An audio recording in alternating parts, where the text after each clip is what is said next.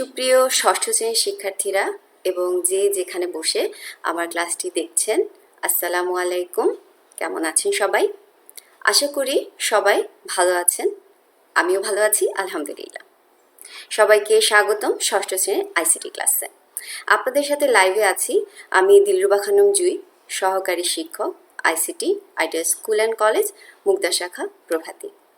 তো করোনা মহামারীর এই সময়ে আমরা যে কাজটি করব সেটা হচ্ছে অবশ্যই স্বাস্থ্যবিধি মেনে চলব এবং স্বাস্থ্য রক্ষায় কিছু উপায় অবলম্বন করব। সেই কারণে তোমরা যেটা করতে পারো শিক্ষার্থীরা, সেটা হচ্ছে চা খেতে পারো। চাটা বানাতে হবে আদা, লবঙ্গ এবং একটা এলাচ দিয়ে। তুমি তো বানাতে পারবে না, তুমি মাত্র ক্লাস 6-এ পড়ো, তো এটা বানাতে বলবে মাকে। ঠিক আছে, মাকে বলবে 2 থেকে 3 বার এটা বানিয়ে দিতে এবং তুমি এটা খাবে। এটা তোমার জন্য অনেক ভালো হবে, রোগ প্রতিরোধে অনেক সহায়ক আদাটা দিয়ে চাটা খাওয়া। এবং মা যখন চাটা বানিয়ে দিবে, মাকে কি বলতে হবে জানো? মাকে বলতে হবে থ্যাংক ইউ মা।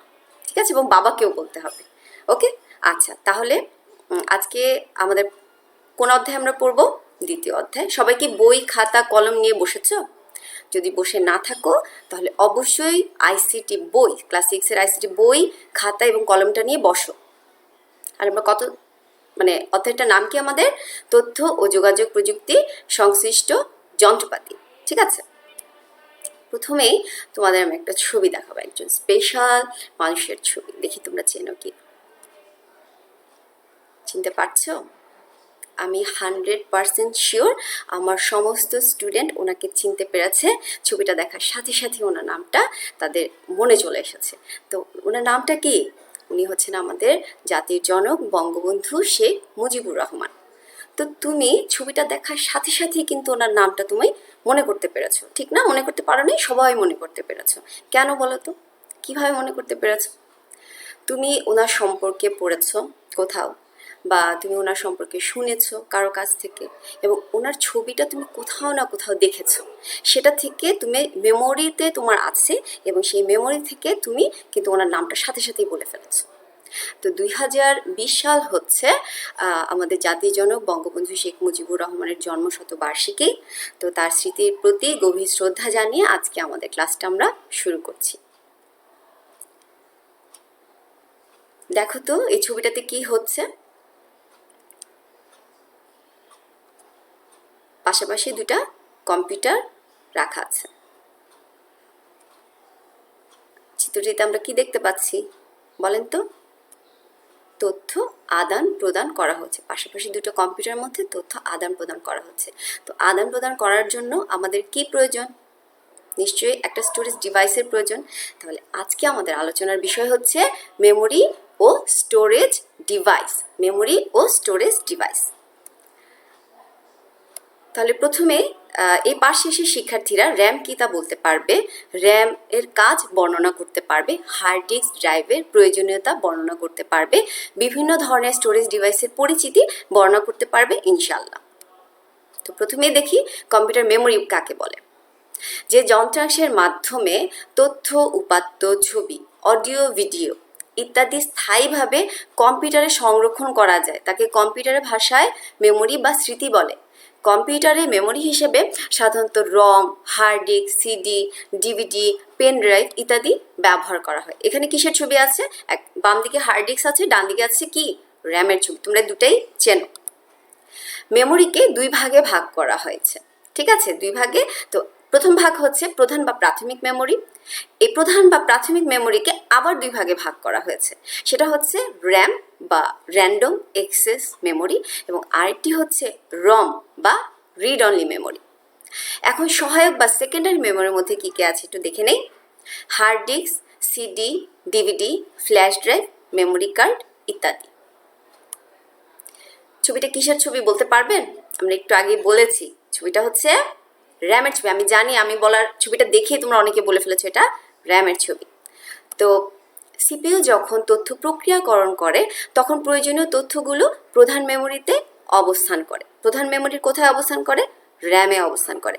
আমরা প্রথম দিন ক্লাসে কিন্তু পড়েছিলাম কম্পিউটার কিভাবে কাজ করে, ঠিক না? কম্পিউটার কিভাবে কাজ করে? কম্পিউটারে ইনপুট দিয়ে যখন কোনো তথ্য দেওয়া হয় সাথে সাথে সেটা কোথায় চলে যায়? মেমোরিতে জমা হয়। আর ওই মেমোরিটা হচ্ছে র্যাম। বা র্যান্ডম অ্যাক্সেস মেমোরি। এর গতি বেশি হয়, র্যামের গতি বেশি হয়, সিপিইউ এর সাথে তাল মিলিয়ে দ্রুত কাজ করতে পারে।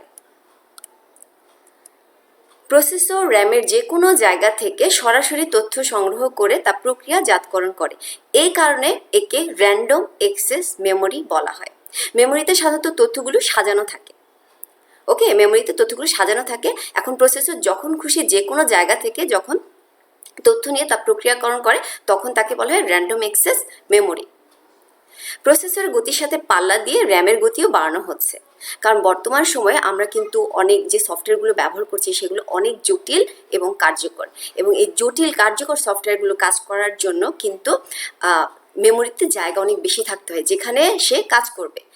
এই কারণে বর্তমানে কম্পিউটারগুলোর জন্য কমপক্ষে 2 গিগাবাইট বা তার চেয়ে বেশি মেমোরির দরকার হয়।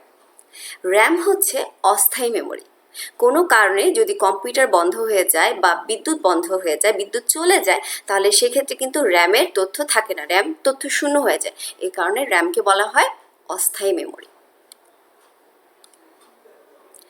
চিত্রটা দেখবে এবং দেখে বলবে এখানে কি হচ্ছে, দেখি তোমরা বুঝতে পারো কিনা। পাশাপাশি দুটো কি আছে, ফোল্ডার রাখা আছে। পাশাপাশি দুটো ফোল্ডারে এক ফোল্ডার থেকে আরেক ফোল্ডারে কি হচ্ছে, তথ্য যাচ্ছে। তাহলে আমার প্রশ্নটা হচ্ছে তোমাদের কাছে, র্যাম কিভাবে তথ্যটাকে ধারণ করে বলতে পারবেন? র্যামে তথ্য থাকে অস্থায়ীভাবে। র্যাম শুধুমাত্র সাময়িকভাবে সে তথ্যটাকে জমা রাখে। যখন এক তথ্যের উপর আরেক তথ্য এসে জমা হতে থাকে তখন কিন্তু প্রথমে যে তথ্যটা রাখা হয়েছে সেটা কিন্তু মুছে যায়, পরেরটা জমা হতে থাকে। তাহলে র্যাম কি করে, সাময়িকভাবে তথ্যটাকে জমা রাখে।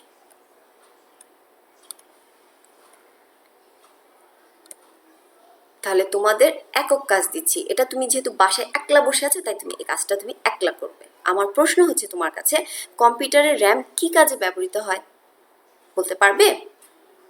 চিন্তা করো, কম্পিউটারের র্যাম কি কাজে ব্যবহৃত। এতক্ষণ কিন্তু আমি র্যাম নিয়ে তোমাকে কথা বলেছি, বুঝিয়েছি, আমি তোমাকে হেল্প করছি। কম্পিউটারে কাজ করার সময় সাময়িকভাবে তথ্য ধরে রাখতে র্যাম সাহায্য করে। বুঝতে পেরেছি? এবার চলে যাও রম।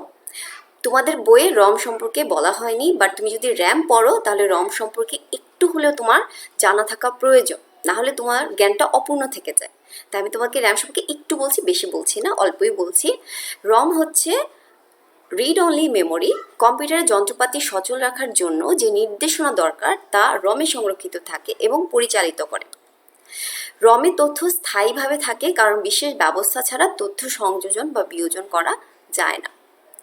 রম বিদ্যুতের উপর নির্ভর করে না। কোনো কারণে যদি কম্পিউটার বন্ধ হয়ে যায় তাহলে কিন্তু র্যামের কোনো ক্ষতি হয় না, র্যামের তথ্য যা থাকার সেটা সবসময় স্থায়ীভাবে সংরক্ষিতভাবে থাকে। ফলে একে স্থায়ী মেমোরি বলা হয়। র্যামকে বলা হয় অস্থায়ী মেমোরি এবং রমকে বলা হয় স্থায়ী মেমোরি। রমের পুনরূপ হচ্ছে রিড অনলি মেমোরি। এটা আমি তোমাকে আরেকটু ডিটেলসে বলি। সেটা হচ্ছে তুমি যখন কম্পিউটারটা চালু করো, তুমি যখন কম্পিউটারটা অন করছো, পাওয়ার বাটনটা অন করছো, তখন কম্পিউটার দেখবা স্টার্ট হতে সাথে সাথেই স্টার্ট হয়ে যায়। একটু সময় লাগে না, 30 সেকেন্ড থেকে 1 মিনিট, বা কারো কারো কম্পিউটারে 2 থেকে 3 মিনিট সময় লাগে। ওই তখন রমের ভেতরে কিছু নির্দেশনা দেওয়া থাকে যে কম্পিউটারটাকে অন করো। যত কম্পিউটারটার সাথে 2 ভাগে বিভক্ত, হার্ডওয়্যার এবং সফটওয়্যার দিয়ে হার্ডওয়্যারগুলোকে সচল রাখার জন্য নির্দেশনা দেওয়া থাকে কম্পিউটারে। এটা থাকে রমে, এবং রম তখন কাজ করে। কম্পিউটার যখন আমরা পাওয়ার বাটনে অন করি তখন রম তখন কাজ করতে থাকে। ফলে একটু সময় লাগে, 2 থেকে 3 মিনিট নির্দেশনাগুলো পড়ে সে আসলে চালু হয়। ঠিক আছে, চালু যখন হয় তখন এরপরে যখন আমরা কম্পিউটারটা চালু হয়ে যায় তখন আমরা কি করি, তখন আমরা বিভিন্ন সফটওয়্যারে কাজ করি। দেখা যায় একই কম্পিউটারে আমরা ছবি আঁকার কাজ করছি, তখন আমরা কোন সফটওয়্যার ব্যবহার করছি, পাওয়ার পয়েন্ট সফটওয়্যার ব্যবহার করছি, ফটোশপ ব্যবহার করছি। তারপর যখন লেখালেখির কাজ করছি তাহলে মাইক্রোসফট ওয়ার্ড ব্যবহার করছি। তখন যে সফটওয়্যারগুলো যখন ব্যবহার করছি তখন কাজ করে হচ্ছে র্যাম।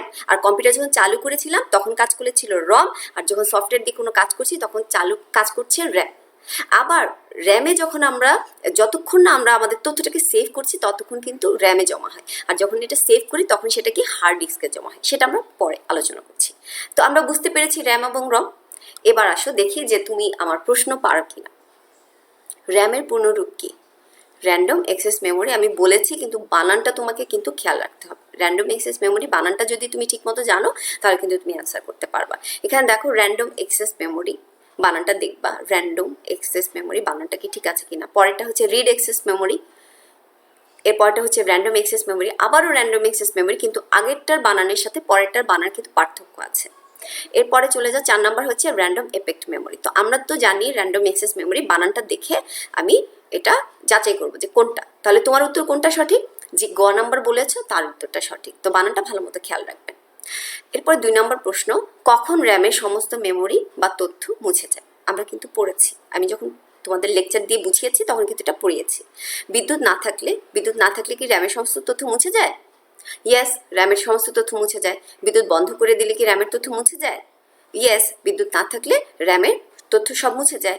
কম্পিউটার বন্ধ করে দিলে কি র্যামের সব তথ্য মুছে যায়? ইয়েস, র্যামের সব তথ্য মুছে যায়। তাহলে আমার নিচে কোনটি সঠিক? 1, 2 এবং 3 তিনোটাই সঠিক। তাহলে আমরা দেখব কোথায় আছে তিনোটাই। ঘ নাম্বারে আছে তিনোটাই। ঠিক আছে, তাহলে আমার উত্তর হচ্ছে ঘ, 1, 2 ও 3।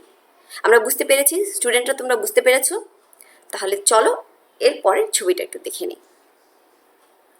একজন লোক দেখছি আমরা ইনপুটের সাহায্যে, কিবোর্ডের সাহায্যে ইনপুটের সাহায্যে কি দিচ্ছে? ইনপুট দিচ্ছে। কম্পিউটার কিভাবে কাজ করে? আবার চলে আসলো কম্পিউটার কিভাবে কাজ করে। তো ইনপুট যখন দেওয়া হয় তখন প্রথমেই তথ্যটা কি করে? তখন মেমোরি জমা রাখে, ঠিক না? মেমোরি জমা রাখে। চিত্রের ডিভাইসটার নাম কি? এটা হচ্ছে মেমোরি এবং এটার নাম হচ্ছে র্যাম। এখন র্যামে গিয়ে তথ্যটা যখন জমা হচ্ছে তখন তথ্যটা মেমোরিতে কি হচ্ছে? মেমোরিতে তথ্য জমা হচ্ছে। মেমোরিতে সাময়িকভাবে তথ্য জমা হচ্ছে। বিদ্যুৎ চলে গেলে বা কম্পিউটার বন্ধ হলে এখানে তথ্য কিন্তু থাকবে না। এটা হচ্ছে অস্থায়ী মেমোরি। তাহলে কম্পিউটারে মেমোরি যখন জমা হয় তারপরে এটাকে স্থায়ীভাবে রাখার জন্য আমার কি করতে হয়? একটা উপায় অবলম্বন করতে হয়। এখন সেই উপায়টা হচ্ছে আমি হার্ড ডিস্কে সেভ করে রাখতে পারি। আমি যখন কম্পিউটারে মানে কোনো একটা ফাইলকে যখন সেভ দিই তখন সেটা কোথায় জমা হচ্ছে? আমার হার্ড ডিস্ক ড্রাইভের কোনো একটা ড্রাইভে জমা হচ্ছে। হার্ড ডিস্কে সেভ করা তথ্য জমা হয়। বিদ্যুৎ চলে গেলে বা কম্পিউটার বন্ধ করে হলে এখানে সকল তথ্য থাকে। এটি হচ্ছে স্থায়ী মেমোরি। তাহলে আমরা এখন হার্ড ডিস্কে চলে এসেছি। এটা হচ্ছে একটা স্টোরেজ ডিভাইস। ঠিক আছে, তোমাদের বইয়ে কিন্তু একটা ছবি দেওয়া আছে এবং ছবিটিতে একটা ইনফরমেশন দেওয়া আছে। এখান থেকে আমি দেখেছি এমসিকিউ আসছে, সেজন্য আমি তোমাদেরকে এখানে দেখাচ্ছি। বলো তো হার্ড ডিস্ক ড্রাইভের ডিস্কটি প্রতি সেকেন্ডে কতবার ঘোরে? তোমার বই কিন্তু আছে, বইটা খুললেই তুমি দেখতে পারবা। কতবার? 5400 থেকে 7200 বার। এটার এমসিকিউ আসে, তো এটা ভালো মতো মাথায় ঢুকিয়ে রাখো। 5400 থেকে 7200 বার। কত সময়ে?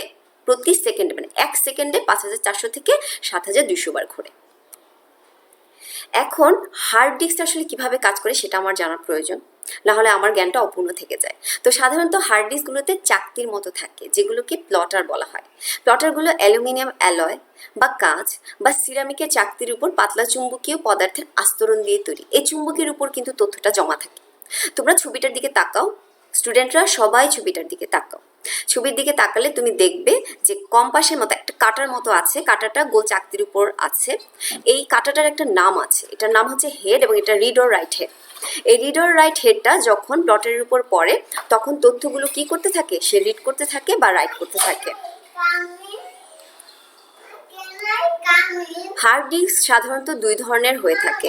একটি কম্পিউটারের সাথে স্থায়ীভাবে যুক্ত থাকে, একে ইন্টারনাল হার্ড ডিস্ক বলে। অন্যদিকে একটি ইউএসবি পোর্টের মাধ্যমে যে কোনো কম্পিউটার বা ল্যাপটপের সাথে যুক্ত করা যায় তাকে এক্সটার্নাল হার্ড ডিস্ক বলে। এখন আমার হার্ড ডিস্কে যতটুকু পড়েছি এটা আমরা একটা মাইন্ড ম্যাপের সাহায্যে পড়বো। মাইন্ড ম্যাপটা মানে হচ্ছে কি, তুমি যখন কোনো একটা বিষয় পড়বে তখন সেই বিষয়টা টোটাল সাম আপ তুমি মাইন্ড ম্যাপের সাহায্যে করতে পারো। তুমি মাঝখানে প্রথমে হার্ড ডিস্কটা সম্পর্কে পড়েছো, হার্ড ডিস্কটা মাঝখানে রাখবে, তারপরে তুমি এটার মেইন কথাটা তুমি মনে করবে। মেইন কথাটা কি? হার্ড ডিস্ক হচ্ছে স্থায়ী স্মৃতি, এর তথ্য মুছে যায় না। কম্পিউটার চালু থাকলে এটা অনবরত ঘুরতে থাকে। এটা কম্পিউটারের সাথে পাকাপাকিভাবে লাগানো থাকে।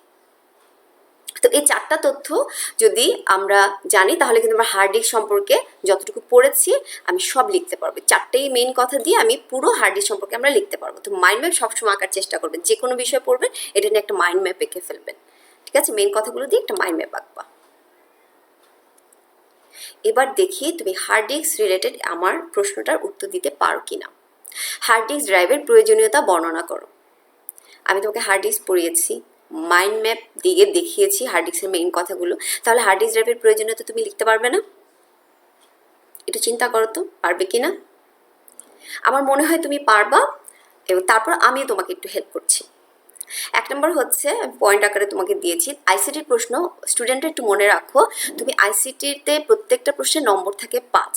তুমি চেষ্টা করবে আইসিটি প্রশ্নের উত্তরগুলো তুমি পয়েন্ট আকারে লেখার এবং চেষ্টা করবে মিনিমাম 5টা পয়েন্টে লেখার। তাহলে তুমি যদি পয়েন্ট আকারে লেখো তাহলে তোমার নাম্বার অনেক বেশি আসবে। স্থায়ী স্মৃতি হিসেবে তথ্য ধারণ করে রাখতে সাহায্য করে হার্ড ডিস্ক ড্রাইভ। এটা কম্পিউটারের সাথে পাকাপাকিভাবে লাগানো থাকে, এর তথ্য মুছে যায় না। কম্পিউটার চালু থাকলে এটি অনবরত ঘুরতে থাকে। তাহলে এই 3টা পয়েন্ট আমি দিয়েছি, তুমি চেষ্টা করবে আরো 2টা লিখে তুমি 5টা পয়েন্ট করার। তো মনে থাকবে তো? ইনশাল্লাহ মনে থাকবে। এবার দেখো তো চিত্রটাতে কি হচ্ছে। চিত্রের ডিভাইসটি কি তোমরা চেনো? চিত্রের ডিভাইসটা আমার মনে হয় অনেকেই সাথে সাথে বলতে পেরেছো। এটা হচ্ছে একটা সিডি। কি হয়? সিডি হচ্ছে কম্প্যাক্ট ডিস্কের পূর্ণরূপ। কম্প্যাক্ট ডিস্ক যে শুধু কম্পিউটার ব্যবহার করা যায় তাই নয়, গান শোনার জন্য বা ছবি দেখার জন্য সিডি ব্যবহার করা হয়।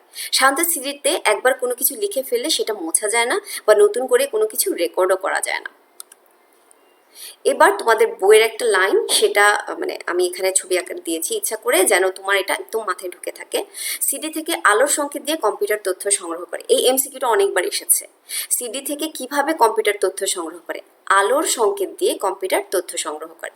ঠিক আছে, একদম মাথায় ঢুকে। এখানে সিডিটা কোথায় রাখা হয়েছে? কম্পিউটারের সিডি ড্রাইভে রাখা হয়েছে। এই সিডি ড্রাইভ নিয়ে আমাদের আমি তোমাকে বুঝিয়ে বলবো, একটু ভালো মতো দেখো। সিডিটা কিন্তু সিডি ড্রাইভে রাখা হয়েছে। আচ্ছা, তাহলে এবার আমরা একটু আগে বললাম আলোর সংকেত। তাহলে কিভাবে আলোর সংকেত দিয়ে সিডিটা মানে কাজ করে সেটা আমাদের বোঝা দরকার। সিডি বা ডিভিডিতে তথ্য রাখা হয় এবং পাঠ করতে লেজার রশ্মি ব্যবহার করে। কি রশ্মি ব্যবহার করা হয়? লেজার রশ্মি ব্যবহার করা হয়। এই লেজার বিম অ্যালুমিনিয়ামের পাতে তথ্য সংরক্ষণ করে। যখন আবার তথ্য ব্যবহারের প্রয়োজন হয় তখন সে তথ্য লেজার বিম পড়তে পারে। আর একটু আগে তুমি ছবিতে দেখলা না যে সিডিটাকে সিডি ড্রাইভে রাখা হয়েছে।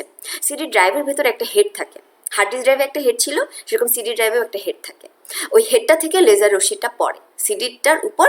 সিডি ড্রাইভ থেকে লেজার আলোটা ওই সিডির উপর গিয়ে পড়ে। সিডির উপর যে অ্যালুমিনিয়ামের পাত থাকে সেটার উপর। আর সে কীভাবে তথ্যটা পড়ে? তুমি যখন হার্ড ডিস্ক ড্রাইভের মধ্যে সিডি ড্রাইভের মধ্যে তুমি সিডিটাকে রাখছো, তখন ওই হেড থেকে যে আলোটা পড়ে, এখন সিডিটা মনে করো একটা গানের সিডি। তাহলে তুমি যখন আলোটা যখন হেড থেকে ওই সিডির উপর পড়ছে, তখন আমরা কম্পিউটারে যখন সিডিটাকে চালু করছি তখন গানটা আমরা শুনতে পাই। আলোটা পড়ে আমাকে তথ্যটা রিড করছে, ধরুন গান শুনতে পাই। এখন সিডিটা যদি একটা মুভি থাকে তাহলে সেরকম ঠিক আবারও সিডিটার উপর লাইট পড়ে এবং লাইটটা পড়ে সে তথ্যটাকে রিড করতে থাকে। ওখানে একটা যখন মুভি তখন সে দেখে, তখন আমরা সিডিটা অন করলে আমরা মুভিটা দেখতে পাই। এখন কোনো কারণে তুমি সিডিটা তথ্য আদান প্রদানের কাজে ব্যবহার করবে। তাহলে একটা ব্ল্যাঙ্ক সিডিতে তুমি তথ্য রাখতে চাও, পেনড্রাইভের মতো ব্যবহার করতে চাচ্ছ, তাহলে সেক্ষেত্রে তোমাকে রাইটেবল একটা সিডি কিনতে হবে। এবং ওই ড্রাইভটা তখন তোমার সিডি ড্রাইভটাকে সিডি রাইটারও তোমার ড্রাইভের সাথে থাকতে হবে। এখন বর্তমান সময়ে সিডি ড্রাইভগুলোর মধ্যে রাইটার আসলে থাকে। তো আমরা যেরকম পেন ড্রাইভে কপি পেস্ট করে রাখি, সিডিতে কিন্তু সেভাবে করা যায় না। তোমাকে সিডি রাইটারে তোমাকে ওটাকে আলাদা অন্যরকম উপায়টা। তো তুমি একটা সিডি রাইটেবল একটা সিডি তুমি যখন কম্পিউটার ঢোকাচ্ছ, সিডি ড্রাইভের মধ্যে রাখছো, তখন আবারও ওই ড্রাইভ থেকে কি হতে থাকে? সিডি ড্রাইভ থেকে ওই আলোটা পড়তে থাকে এবং তুমি এখানে যে ফাইলটা তুমি মানে ওকে সিডিতে রাখবে, সেই ডেস্টিনেশনটা তোমাকে সোর্সটা দিতে হয়। সোর্সটা হচ্ছে তুমি যে ফাইলটা তুমি দিবে, ওই ফাইলটাকে সোর্সটা তুমি সিলেক্ট করে দিবে এবং ডেস্টিনেশনটা দিবে তুমি সিডিটাকে ক্লিক করে দিতে হবে। তাহলে ওই ফাইল থেকে ওখানে সিডিটা কি হতে থাকে? রাইট হতে থাকে। এভাবে একটা ব্ল্যাঙ্ক সিডিতে তুমি কি করতে পারো? তথ্য নিতে পারো এবং তথ্য তুমি আদান প্রদানের কাজে সিডি ব্যবহার করতে পারো। সাধারণত সিডি এবং ডিভিডির ব্যবহার আসলে বর্তমানে একটু কম। তারপরে আমরা একটু ডিভিডি সম্পর্কে একটু জানবো। সিডি বা ডিভিডির এই প্রশ্নটা তোমাদের জানা প্রয়োজন। এটা খুব ভালো মতো শিখবা, আমি উত্তরটাও লিখে দিয়েছি। বর্তমানে বেশ জনপ্রিয় স্টোরেজ ডিভাইস হিসেবে সিডি বা ডিভিডি পরিচিত কেন? কারণ হচ্ছে 1 নম্বর, এখানে 5টা পয়েন্টে আমি তোমাকে দিয়ে দিয়েছি, এটা খুব ভালো মতো শিখবা। তথ্য ধারণ ক্ষমতা অনেক, সহজে বহন করা যায়, স্থায়িত্ব বেশি, দামে অনেক সস্তা, ব্যবহার অনেক সহজ। তথ্য ধারণ ক্ষমতা অনেক। একটা সিডিতে তুমি 737 মেগাবাইট তথ্য রাখতে পারো, আর একটা ডিভিডিতে তুমি 4.7 গিগাবাইট তথ্য রাখতে পারো। ফলে একটা সিডির তুলনায় একটা ডিভিডিতে তুমি 6 গুণ বেশি তথ্য কিন্তু রাখতে পারছো। সহজেই বহন করা যায়। একটা সিডি তো অনেক পাতলা এবং অনেক ছোট, ফলে সহজে এটা বহন করা যায়। স্থায়িত্ব অনেক বেশি। একটা সিডি বা ডিভিডিতে রাখা তথ্য 100 বছরের কিছু হয় না। সো স্থায়িত্ব অনেক বেশি, দামে অনেক সস্তা। একটা সিডির দাম কত, মানে 70 টাকা, 50 থেকে 70 টাকা। ব্যবহার অত্যন্ত সহজ। তুমি সিডি ড্রাইভে বা ডিভিডি ড্রাইভের মধ্যে সিডি বা ডিভিডিটা রাখলে এবং কম্পিউটারে যখন অন করো তখন এটা চালু হয়ে যায়। তাহলে ব্যবহার অত্যন্ত সহজ। তাহলে আমরা 5টা পয়েন্ট আমরা মুখস্থ করে ফেলবো, একদম ভালো মতো মুখস্থ করে ফেলবো। এটা কিন্তু পরীক্ষায় আসে। তথ্য ধারণ ক্ষমতার দিক থেকে সিডির তুলনায় ডিভিডি অনেক ক্ষমতাশালী। আমি তো একটু আগেই আপনাদের বলেছি যে একটা সিডিতে 737 মেগাবাইট তথ্য রাখা যায় এবং একটা ডিভিডিতে 4.7 গিগাবাইট তথ্য রাখা যায়। আবার ডিভিডির মধ্যে আবার আরেক ধরনের ডিভিডি আছে, যে ডিভিডি ব্লুরে নামক এক ধরনের ডিভিডি আছে। এই ডিভিডিটাতে তুমি 8.4 গিগাবাইট তথ্য রাখতে পারো, মানে নর্মাল ডিভিডির তুলনায় ব্লুরে ডিভিডিতে ডাবল তথ্য রাখা যায়।